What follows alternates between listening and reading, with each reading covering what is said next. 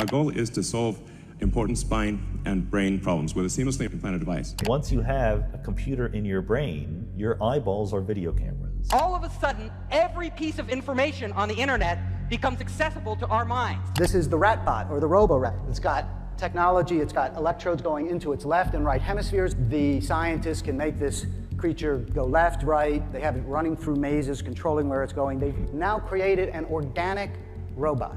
You can solve everything from memory loss, hearing loss, blindness, paralysis, depression, insomnia, strokes, brain damage. These can all be solved with an implantable neural link. We will be able to transfer memories. Knowledge will be commoditized. All of us will be smarter. Most people don't really understand how this technology works, what data is collected, how it's stored, or who might be able to get access to it legally or illegally.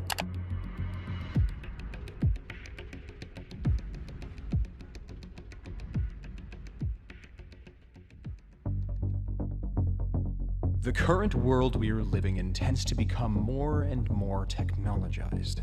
Besides, it seems that, as it continually develops, technology gets closer and closer to our bodies. Think of the phone in your pocket, or the smartwatch on your wrist. Could you imagine it getting under your skin as well? Sweden, one of the richest countries in technological advancement, has already inserted thousands of microchips into its citizens' hands. So congratulations, Hannah. Thank you. You've been shipped? Yes, I have. How does it feel?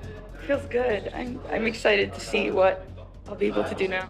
These devices are meant to help speed up users' daily rituals and help them connect with their household, offices, and gyms by simply swiping their hand against digital readers.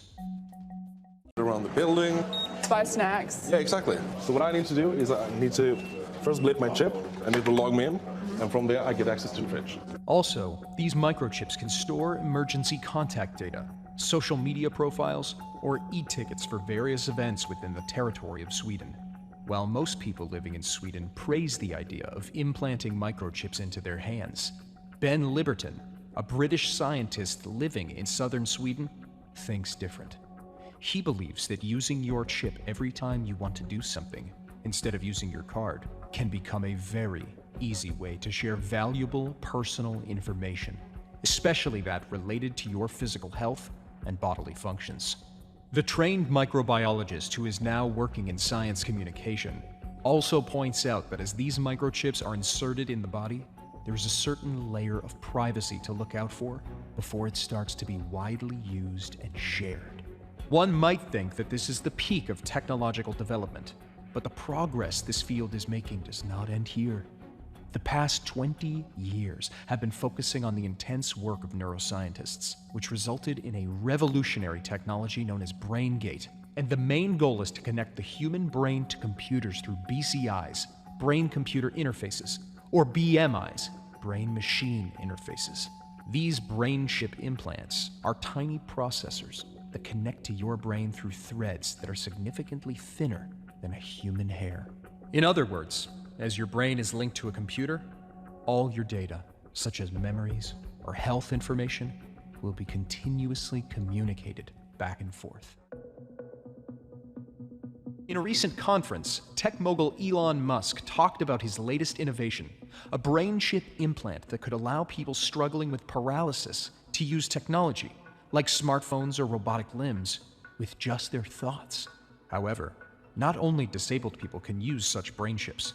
Connecting a healthy human brain to a computer can help the individual to use its abilities to the fullest by enhancing senses, physical movement, and the ability to memorize. Could you imagine using Facebook without typing? Or maybe driving your Tesla with only the power of your mind? There are two sides of this, and the possibilities of implanting brain chips are both exciting and frightening. It is a matter of choosing how much we are willing to share of ourselves with a machine. It can be a real relief to communicate with others only through your thoughts.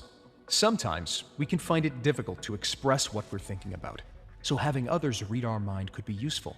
Yet would you sleep well at night knowing that others have the ability to access your mind? It can be really fascinating to control a light switch or to drive your car with just your mind. But would you feel comfortable knowing that others can control your thoughts? This may sound like a science fiction movie script, but things are evolving precisely towards this direction. Having the ability to access the human brain and to understand how it functions, while connecting it to external devices, can bring along numerous resources. It is especially useful for people dealing with severe neurological damages. Yet there are also several worrisome possibilities that are thought to cause harm. While the idea of having a perfect memory sounds really amazing, the fact that this perfect memory could be hacked sounds terrifying.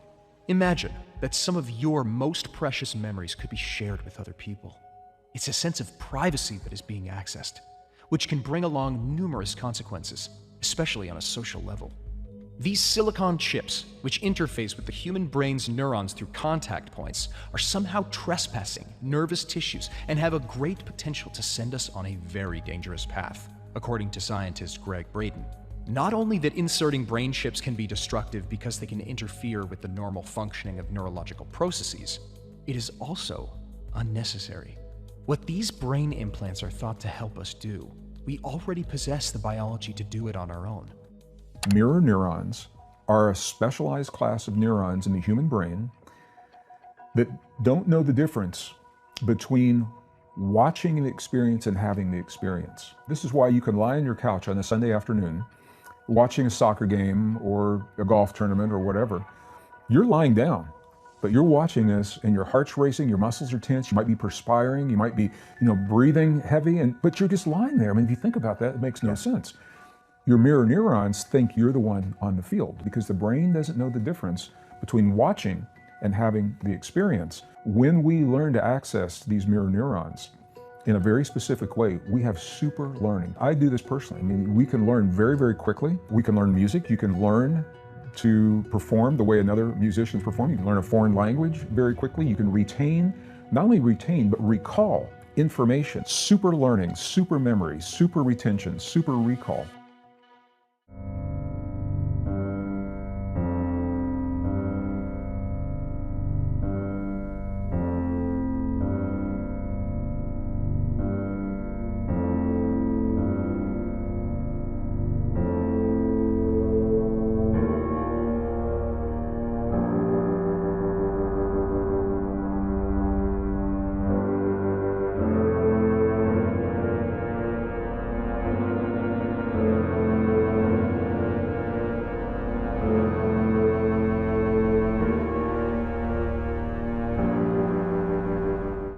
Anxiety levels go up whenever we're not near our phone, and it has become an important element of our existence.